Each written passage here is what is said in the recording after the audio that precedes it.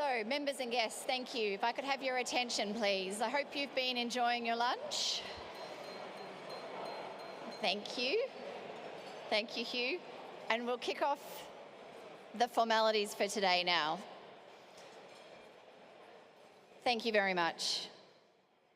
Now, just before we have Leigh join us on stage, I'd like to also just briefly introduce our interviewer, who will be joining him on stage shortly as well.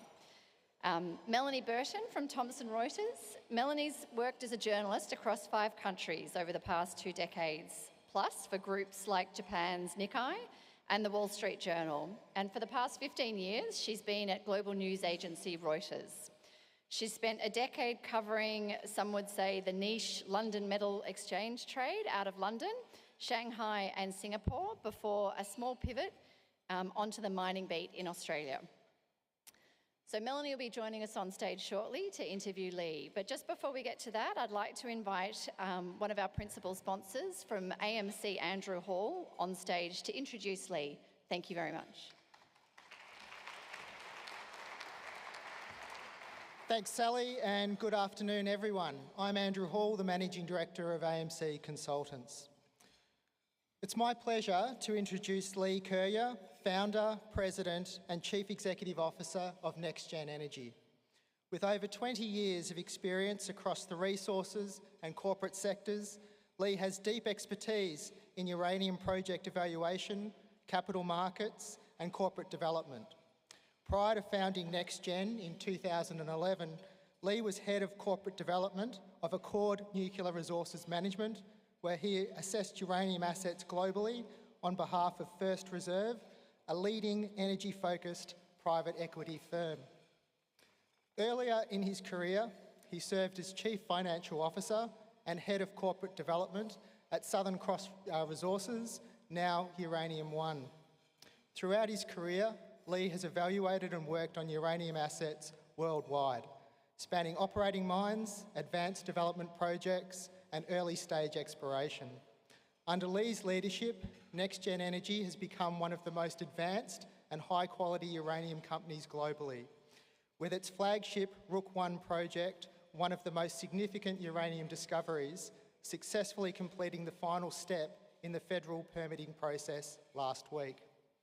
Leigh's leadership is anchored in building enduring, trust-based relationships and advancing NexGen as a cornerstone of the global energy transition, positioning the company not simply as a uranium developer, but as a long-term platform designed to help shape the next generation of resource companies underpinning decarbonisation, energy security and global energy access. Leigh also currently serves as Vice Chairman of ISO Energy Limited, where NexGen is a significant shareholder, further extending the company's exposure to high-quality uranium exploration assets in the Athabasca Basin. Leigh holds a Bachelor of Arts in Accountancy from the University of South Australia and is a chartered accountant and splits his time between his hometown of Adelaide and the NexGen head office in Canada. Leigh is a proud father of 3 and an Adelaide Football Club supporter. Please join me in welcoming Leigh Curyer to the Melbourne Mining Club stage.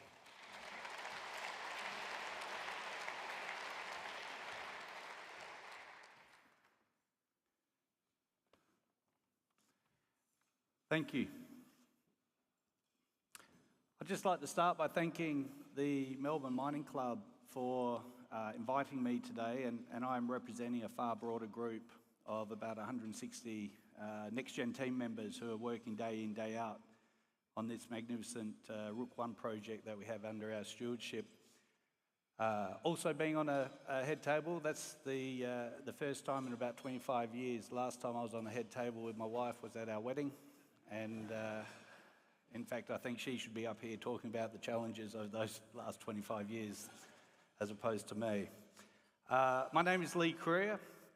I was raised in Adelaide, and a fun fact, it was right here in Melbourne at the Half Moon pub in Brighton that I first propositioned the idea of NexGen Energy to Chris McFadden, who is our chairman, and he's in the room today as well. And I'd like to welcome and acknowledge Chris's effort with respect to NexGen Energy as well. So welcome, Chris.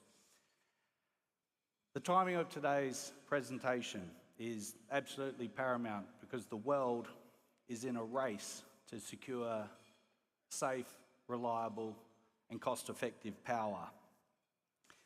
Every grid around the world is aging.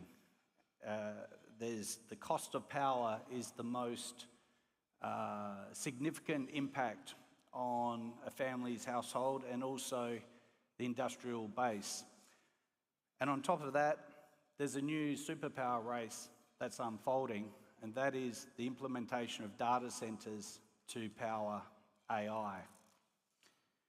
The last superpower race was in the 60s, which was the space race, and we all know well how the US, who ultimately won that race, have significantly influenced economies globally ever since.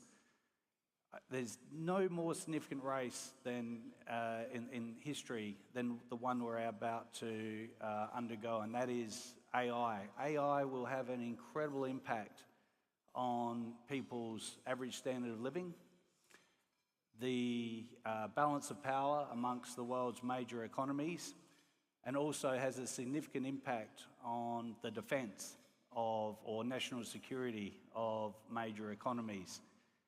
And it's all predicated by the construction of data centres. Hundreds of billions of dollars is being invested by the world's leading tech companies, Amazon, Google, Microsoft, Meta, the list goes on. And what is incredibly interesting, and for someone who's been in the industry since 2002, in the nuclear industry, which has had its share of bad press and misunderstanding, is that I never thought I would see the day that the world's leading tech companies are being the biggest advocates for nuclear energy. And you've got to ask yourself, well, why is that? Those tech companies are very scientifically fact-based. They've done their research. They've looked at the alternatives of energy policy. And I just want to be clear, I'm not anti-renewables or anything. I'm actually very much embrace renewables, wind, solar, coal and gas, because any sensible energy mix requires an appropriate balance of those 5 sources of power. But it's nuclear's time because the science has recognised the fact that nuclear energy is the safest, it's the most reliable, and it's the most cost-effective form of energy. And so you've got Microsoft and all those tech companies building data centres, but also locking in to power supply agreements for over 20 years that dictate it has to be powered by nuclear energy. And so it's an incredible moment in the industry, and that is already on top of unprecedented demand for power. I mentioned earlier there's an AI data race, or data center construction AI race. Over the last 10 years, China have increased their power capacity by more than half of that of the rest of the world. They now have twice the power generation of the US and at half the cost. And why? They are rolling out 8 nuclear reactors every year. They have been for the last decade, and they plan to for the next decade. And so the evidence is very, very compelling, but it's not just in China, the US. They are extending the reactor lives of reactors that were scheduled to close before 2030. They are turning back on idled nuclear reactors in Chicago and also in New York, and generating incredible incentives to accelerate the adoption of nuclear power across the US. It's unprecedented. But it's not just the US and China, you've also got France building 10 new commercial-sized reactors, already a country that has 80% of its economy powered by nuclear energy. And it's not just their own economy, they export power to other countries in Europe. And so it's an incredible aspect that the French government focus very intensely on not only because it's the most safe, reliable and cost-effective form of energy, but it also is an incredible economic driver with respect to their neighbours in Europe. But the list goes on. It's not just the US, China, France.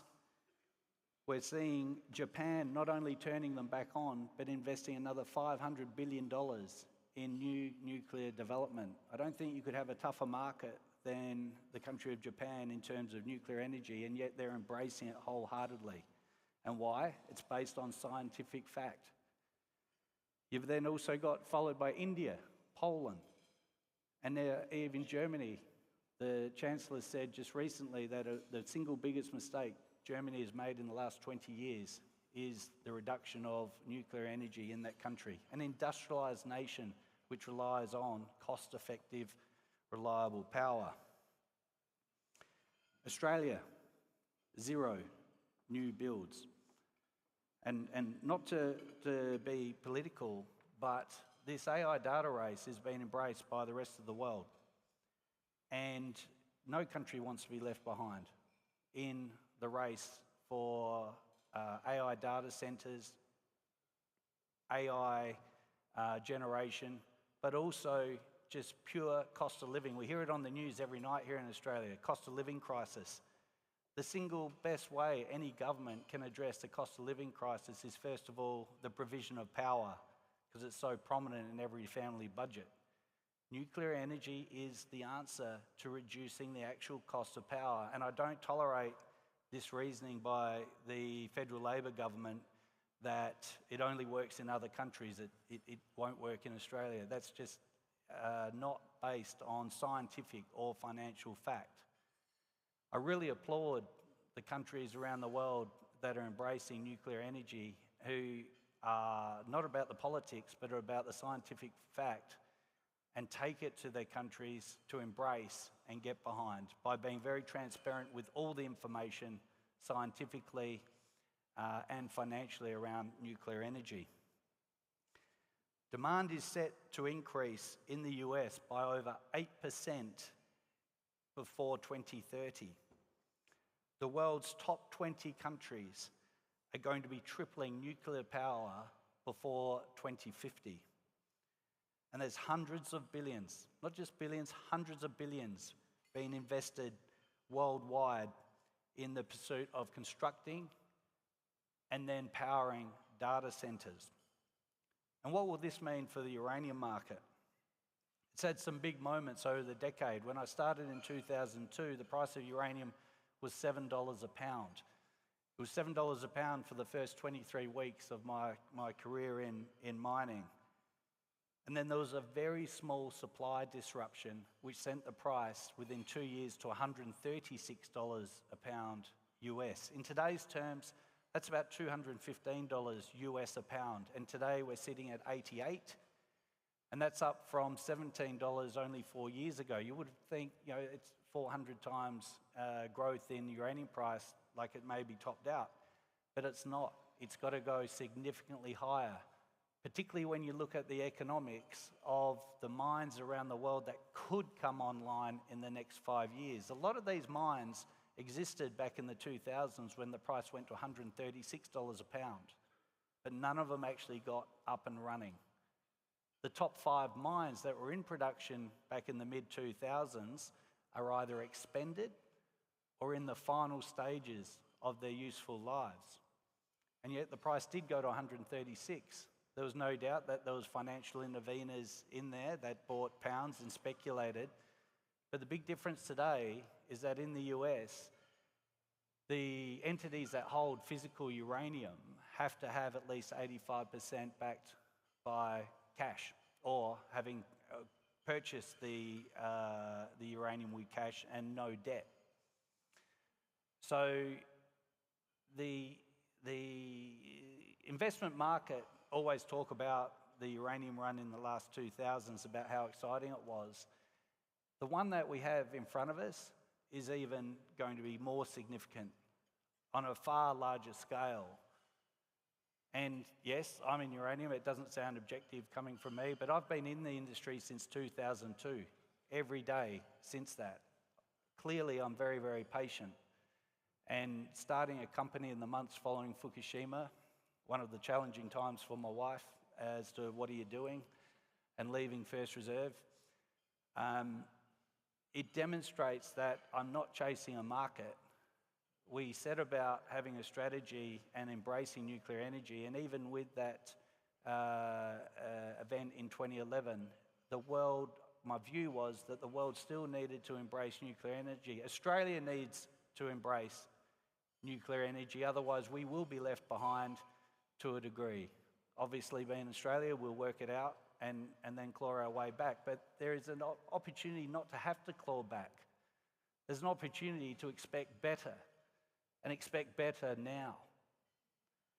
And so the market construct for uranium going forward will be unprecedented compared to what has occurred in the past. With respect to NexGen, the company founded in 2011, we set out exploring in another side of the basin from where all the operating mines were. We were considered foolish. Who's this accountant coming over from Australia in Canada's backyard? And we just took the simple view, why is the geology any different over the southwestern side of the basin to the eastern side? And that has now led to what is considered the world's best discovery in uranium, and not just by a small margin, by a very significant margin. And now, recently, we look to be onto another deposit only 3.5 kilometres away, which is also looking very analogous to the Mighty Arrow deposit, which we found on Valentine's Day 2014. The other aspect of uranium mining and development is that it takes an enormous amount of time to go from discovery through to production. Last week, we had the final hearing of the federal permitting process in Canada, where all the communities spoke over 3.5 days with respect to the project. We will be receiving approval before the end of June, and we'll be immediately in construction. 4 short years later, we'll be generating cash flows at the current spot price, which will take us into the top 10 mining companies worldwide.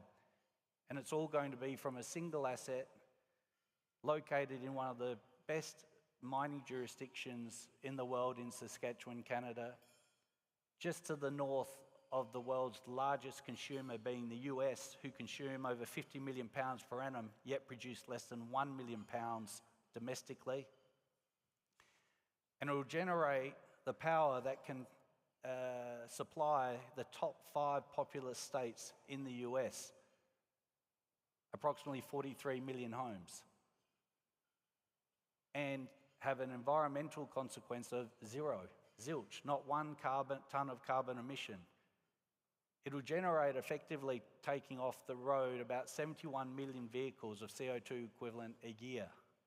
Now that is fact-based science about nuclear energy, which can't be dismissed anymore.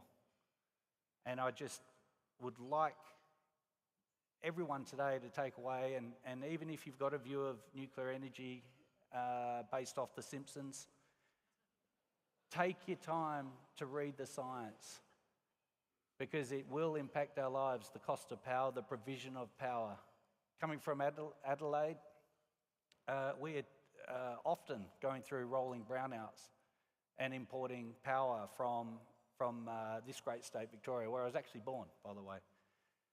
But it is an issue. It is one that will affect all of us and our children and generations to come. And the time is upon us. As I said, we can do better. We should expect better. And we should expect more of our federal politicians today, not to be reactive, but more proactive, based on science, as opposed to some false ideology.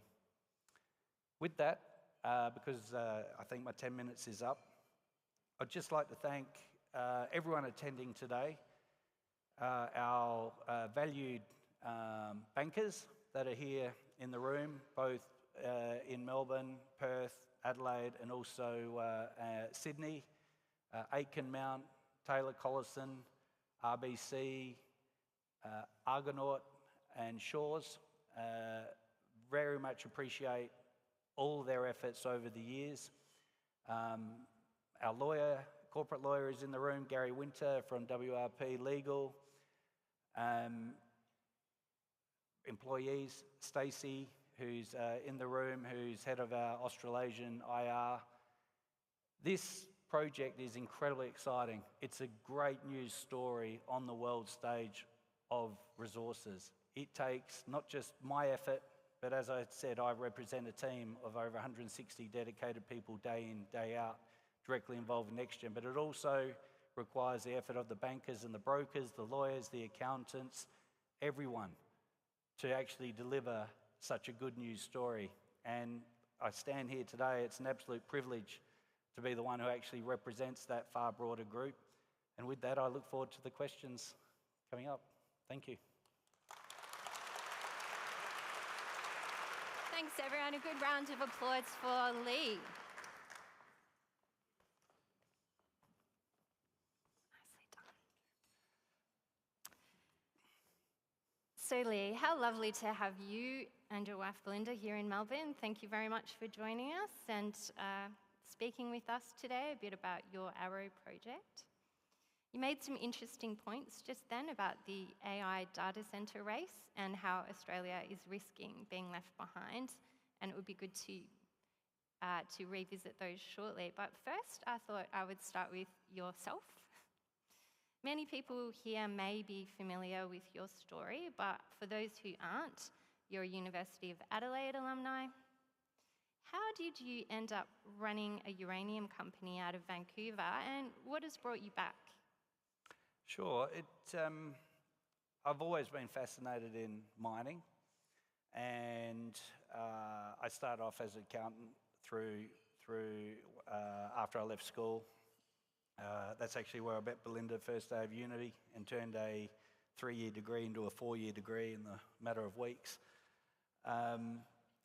But having become qualified, I then went on to, I really wanted to get into mining, and so I deliberately looked for a junior miner.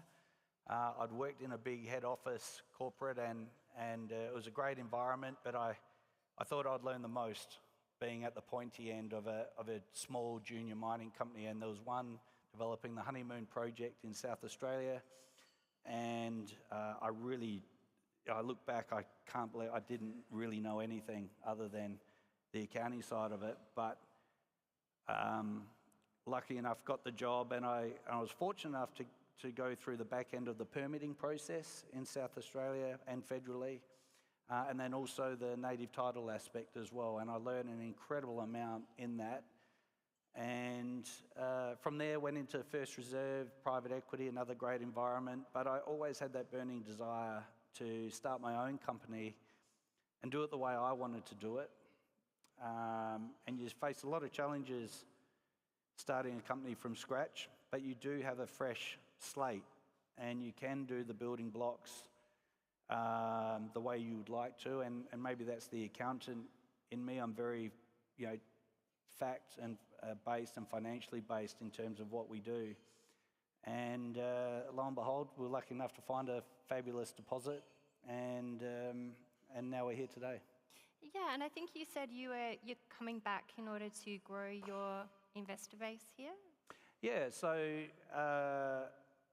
5 years ago, I think our shareholder base would have been about 5%, located here in Australia. Having been Australian, I wanted the story here. And I also think that the Australian investor landscape have a very good understanding of what's involved in a mining investment going through the various stages.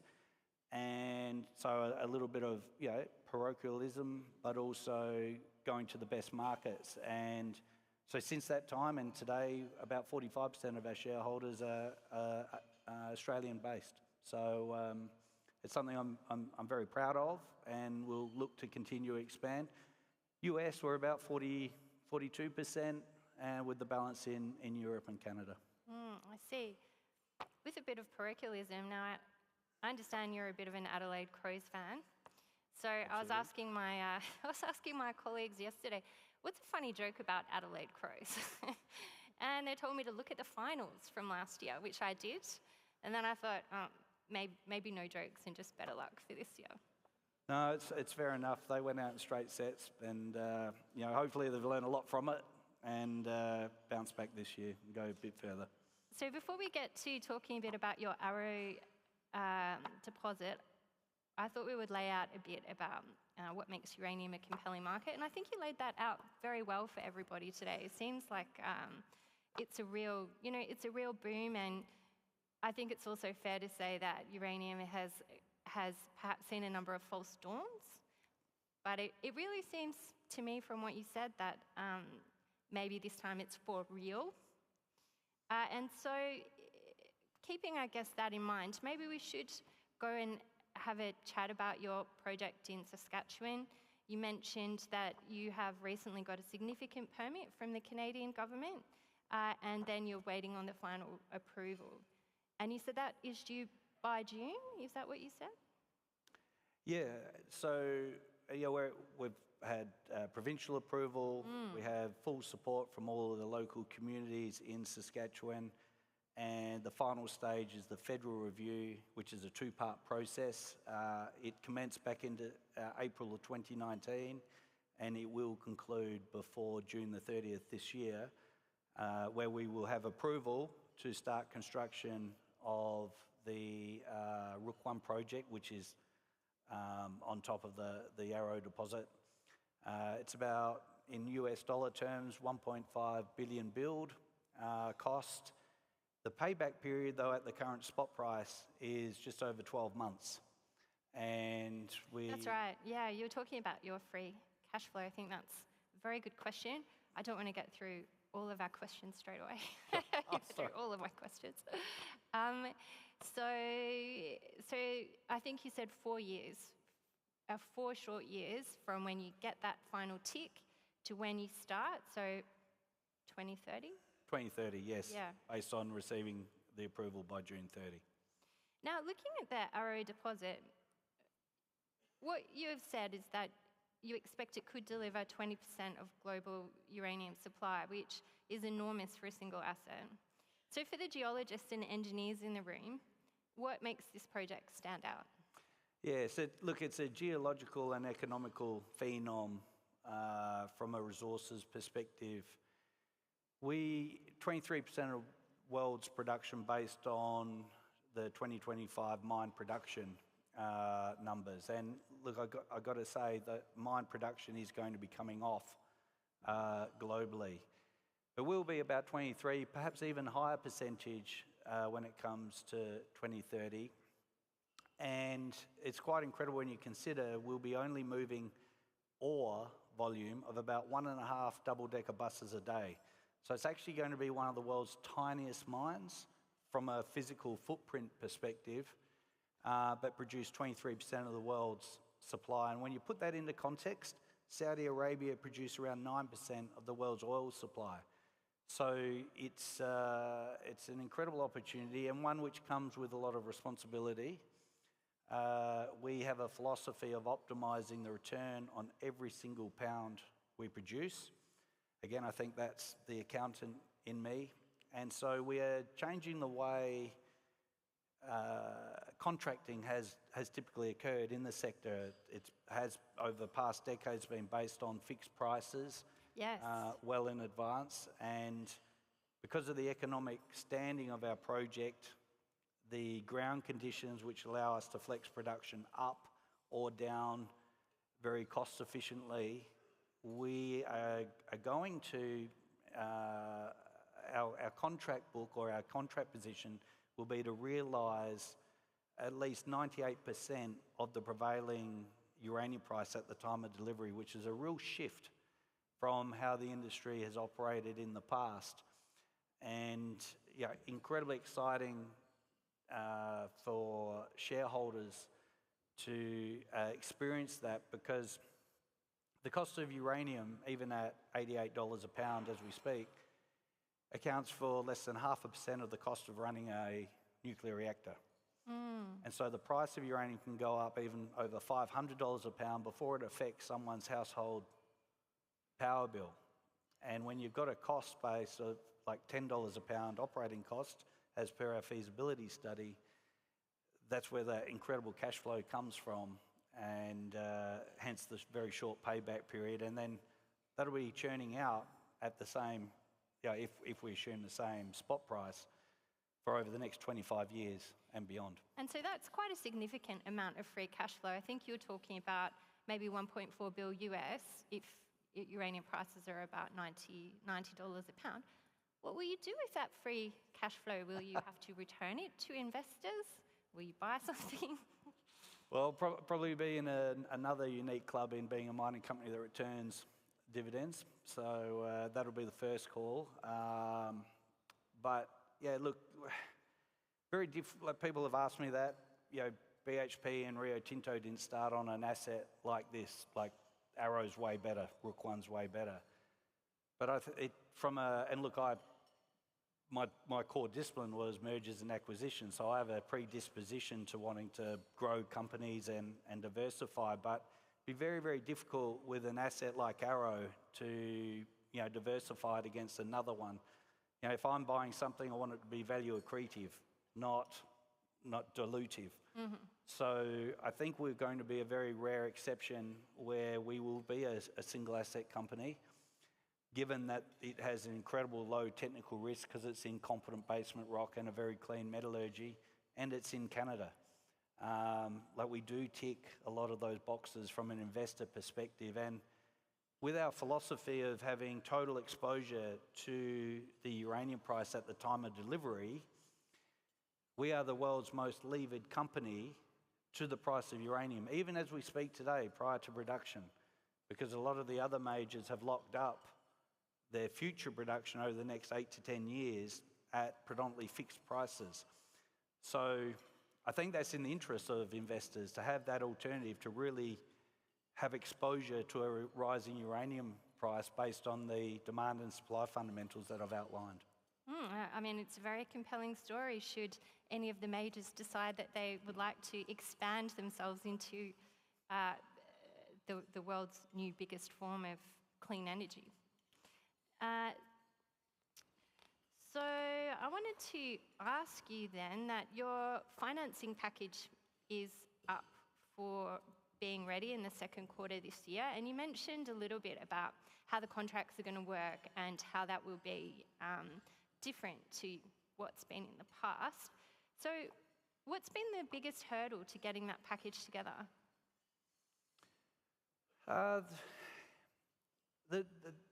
The aspect in terms of financing a project in mining, my philosophy has always been it's not about just getting into production for the sake of it.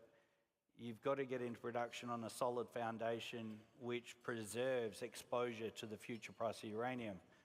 So, with debt sometimes comes the pressure to lock in contracts at fixed prices. Yeah. And that's something we will not do. We're currently exploring a number of alternatives which will keep absolute leverage to the future price of uranium at the time of delivery. The $1 billion that we raised here in Australia back in October of last year with the help of the banks and the firms that I mentioned earlier really did alleviate that challenge and also give us the ability to really optimise the balance of that financing package, which we will look to do at or around full approval heading into construction. We're well funded for the first over the first 50% of construction. Mm-hmm. So we do have time on our side. We won't be cute about it or flippant, but we have a number of alternatives. Financing is not really the challenge for us. The economics of the project speaks for itself. It's really getting the right partner who understands the stages of mining, and we preserve that, that status of being the world's most leveraged company to the future price of uranium. Speaking of partners, we did see in the lithium market some automakers come in and take significant investments. Is that something you could see happening in the uranium sector with data center providers like Microsoft, some that you named? Yeah, that's an excellent question, and it's coming. You've seen it with the automakers. See, also these tech companies, they're under an obligation to ensure the hundreds of billions that they're investing in the data centres are going to be powered. Yeah. And so there's a very large risk profile over the supply of the nuclear fuel.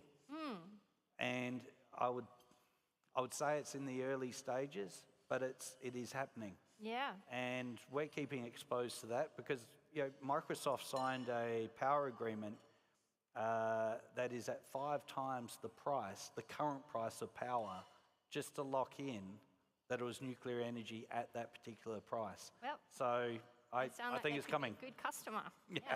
Perhaps watch this space for June.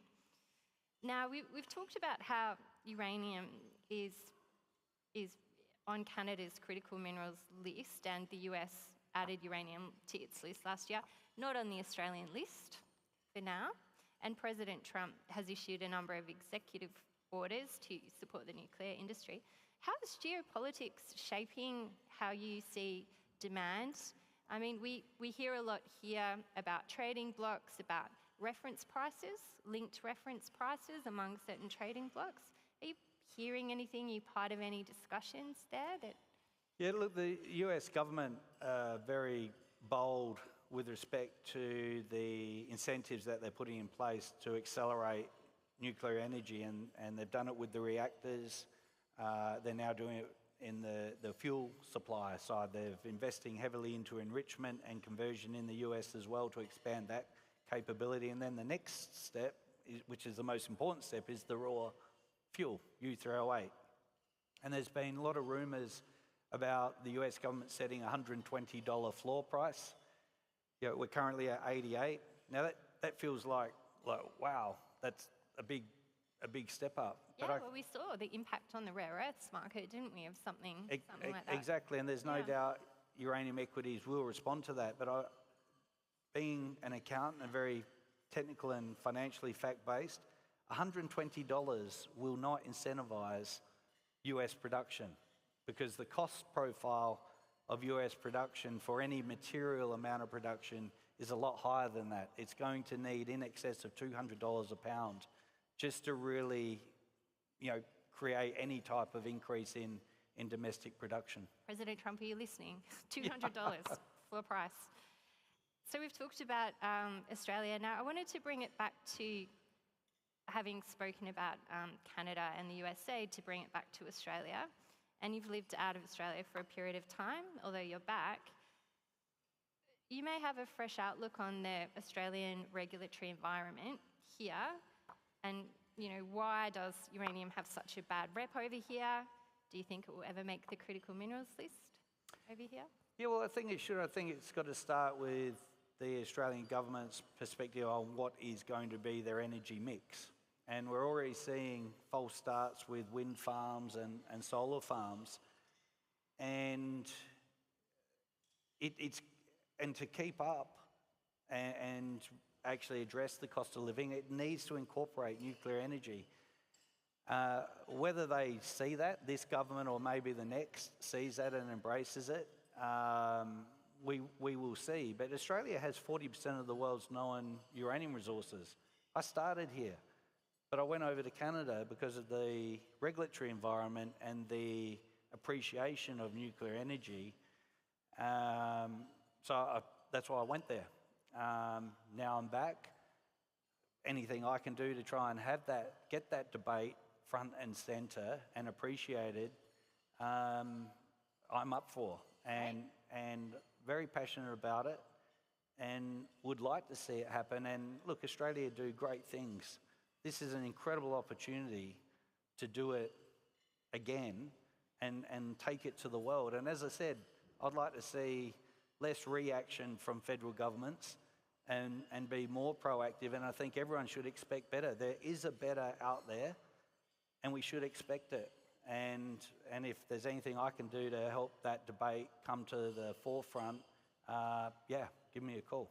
Well, perhaps you have some ideas. I think, judging by the results of the last election, some of the concerns appear to be around nuclear waste, where are reactors located, if any, and of course nuclear proliferation. So how can the industry calm those concerns?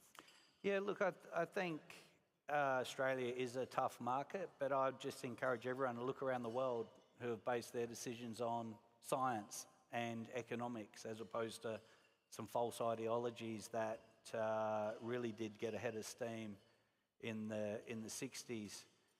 I think the really important aspect is that everyone comes on board, and so that's going to take time, and I think perhaps in the last election it was a little too hard, too fast. I actually personally believe the federal Labor government got in due to what was happening externally, like world politics, and not based on their policy, particularly around energy mix, because it just does not make sense. Chris Bowen does not make sense with respect to his with respect to his energy policy, and who's going to pay the price? We are, as a nation, unless action gets taken. And I would love to have a debate straight up with Chris Bowen on the fact to maybe help educate the broader population. And it's not, we don't go forward until everyone is on board. And it's similar to how we've approached our project. We went into an area of Canada that had a very diversified community, actually starting from behind zero because of the practices of other mining companies in the past. And through very patient, diligent, fact-based information sharing, we have what is considered the best Indigenous approval for a resources project anywhere in Canada. So I'm used to taking my time. You've done it over there. It's just another topic. I'd be happy to do it here if given the opportunity. Wonderful. Thank you so much. Well, that's it from me, and I believe we'll have Sally to start a more broad Q&A. Thank you. Thank you. Join me in thanking Leigh and Melanie.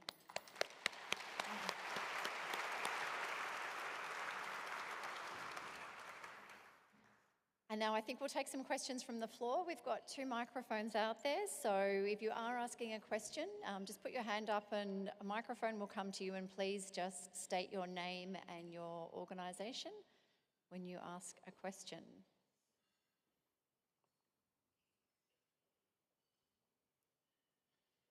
And we have a table of students in the middle of the room as well. Rowan, I'm wondering if you head towards them, I'm sure one of them will be brave enough to kick us off, or I'll put them on the spot. And we've got a couple of hands up the back. Thanks, Richard, with you. Yeah, how are Kent Ballas, Crustal Dynamics. Just a question re Kazakhstan production. What price do you think is going to really stimulate higher Kazakhstan production?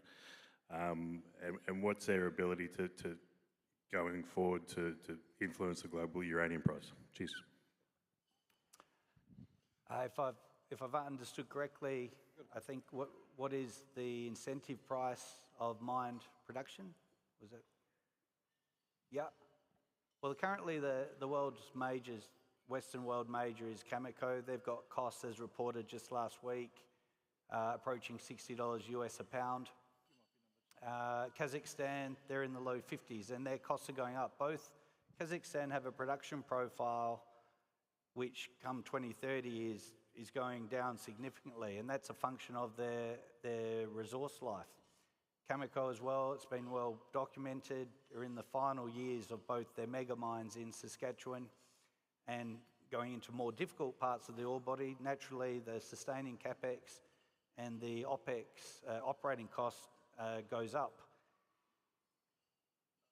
I think what the world needs is a uranium price heading beyond, well, the consequence, I would say, based on those economics of the major producing bodies, we'll see a uranium price go definitely through 100, and I think very much so going through 200 in the fullness of time. So you're not going to see an immediate supply response either, because those mines are currently operating at maximum capacity. So this uranium market that's happening, it won't be short.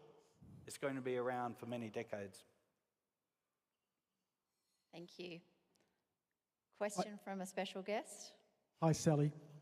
Leigh Gavin Collery, founder of the Melbourne Mining Club Steering Committee, oh so many years ago. I just looked back at the figure that you mentioned there, today, and I think you said that Australia has about 40% of the world's commercial uranium out there. Interestingly, that figure was based on research that was done many years ago around Olympic Dam, which had about 30% and all research established and well known by Professor Richard Schoddy, who's got the other microphone over there, all those years ago. And that was Olympic Dam, which was discovered under Sir Avi Parbo and Roy Woodall and built under the supervision of Hugh Morgan. I just wanted to ask that, given Australia's dominant position in supply, the real issue in Australia is the psyche of the public to accept that they have this wonderful energy source in Australia. And do you think that within the next decade Australia will embrace nuclear power, and if so, why? Thank you. Yeah, Olympic Dam is that Australia has 40% of the world's known resources. That might be coming down a little with the discoveries we're making at NexGen, but Olympic Dam being 38% of that 40%. So it's an incredible opportunity for Australia. Olympic Dam's a little bit of an anomaly because it is a byproduct of its copper production. The average grade at Olympic Dam is around 0.002%. We have a high-grade heart at Arrow, which averages 20% for the first 8 years of production. And we even have seams that are in excess of 60%. So Australia has a lot of the resources. Olympic Dam, it effectively comes out for free because it's a byproduct of the copper production. The other deposits in Australia have a higher economic cost. But what do world's nuclear actors want? They want uranium from a safe, stable, reliable jurisdiction, and Australia showcases that in many, many industries. So the opportunity for Australia is immense, and no reactor or utility is going to buy all their uranium from the one mining company. It's an incredible opportunity for Australia, and one which I hope forums like today generate the proper focus that it deserves. So we'll watch that space. As I said, if there's anything I can do to help with respect to that debate and pursuing that opportunity, please call. Thanks. I think we've got time for one or two more questions. Thanks. Lee Gardner, Petra Capital. Spelled the same way, Lee, so well done. I'm just curious, you talked about a floor price, and we're seeing lots of murmurings around different critical minerals and floor prices right now, rare earths as of this morning again. Why would you encourage that scenario for a project such as yours, which is so outstanding, when that would support other projects which are maybe less economic? Yeah, well, our philosophy is it's not just our mine that we would like to see go into production. We would like to see all the advanced developing mines go into production. We're dealing with a key fuel that dictates and has a dramatic impact on the average standard of living for economies worldwide. When you consider the African continent, less than 2% of people have power at night. The Asian continent, I think it's under 8%. It is the single most factor that can increase the world's average standard of living. And also, in doing so, it takes the temperature down between countries as well, which I think everyone would like to see. So this isn't a strategy about NexGen being the most dominant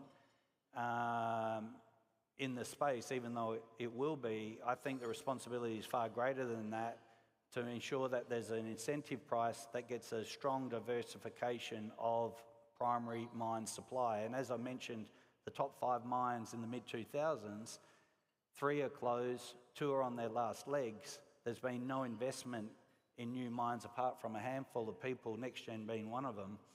And so I don't see it as competition. I don't see it as really impacting the price of uranium materially either, because it's one of those commodities that is a must-have as opposed to do you get it the cheapest as a utility. We've got one more question. from over here. Thanks. Oh, thank you for your presentation. My name is Theo Theophanous. I'm a former Labor Minister for Energy and Resources who supports nuclear energy. Oh. And indeed, I've written in support of nuclear energy in the Australian and various other publications. I just want to say to you that the debate is scientific, that's true, but it's also political. And the politics is what will determine it going forward. While people continue to get up and say renewables is the cheapest form of energy and bring out statistics, scientific ones, which suggest that that's the case, without all the ancillary costs and so forth. It seems to me that people like you in your position can disavow, can show in some way what you started saying, which was that nuclear energy was indeed the cheapest form. And I think you have a challenge in doing that. How will you do it? Yeah, it's a fair point. I would say, you know, my decision making in starting the company was based on science and financial fact, and the decisions that made are a consequence of those two things. And I would like to think we can get to a place where politics actually takes the same approach about looking at what should happen and starting from there, as opposed to preconceived political positions. You know, we're seeing countries around the world adopting nuclear energy at a rate of knots, and I'm not saying just because they're doing it, we need to do it, but the facts are there. And I would like to think politics are going to reflect the facts as opposed to staying in power and coming up with policies that are short-term and based on populist movements, and to get back to science and financial fact. And I still have that hope that the Australian politics and Canadian and politics will get back to that position eventually, and I think it will. But the facts remain, it is the lowest cost form of energy over the journey. It is the most reliable, and it has zero carbon emissions. You know, there's reasons why France, 80% nuclear power. I don't see anyone stopping drinking their champagne or eating their cheese and wine because of 80% nuclear power in that region. The evidence is there, and I would just like our politicians to see it. Peter Malinauskas, the Premier of South Australia, probably the best Premier I've ever come across, and what he's doing. Anyone who hasn't been to Adelaide lately, go there. It's flying on every level. And I'd say the Federal Labor Party would be well placed, parachuting him in to senior leadership federally. And he is a very strong advocate for nuclear energy. And why? He says it all the time. I do what needs to happen as opposed to what's popular in the moment. And as I said, that gives me confidence that eventually Australian federal politics will come around and focus decision-making based on fact as opposed to false ideologies of the past. Thanks, Leigh. I'd like to invite John TV from White & Case up to give the vote of thanks.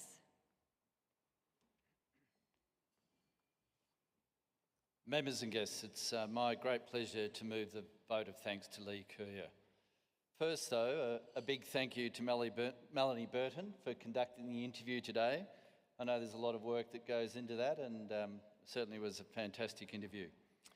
Leigh, it's been a pleasure to hear about your journey with NexGen Energy, the AI revolution, its place in geopolitics, and the role of nuclear energy in meeting the energy demands which data centres and AI will create. Your passion for the sector and the Arrow project are very apparent. Members and guests, please join me in thanking Leigh for his presentation today.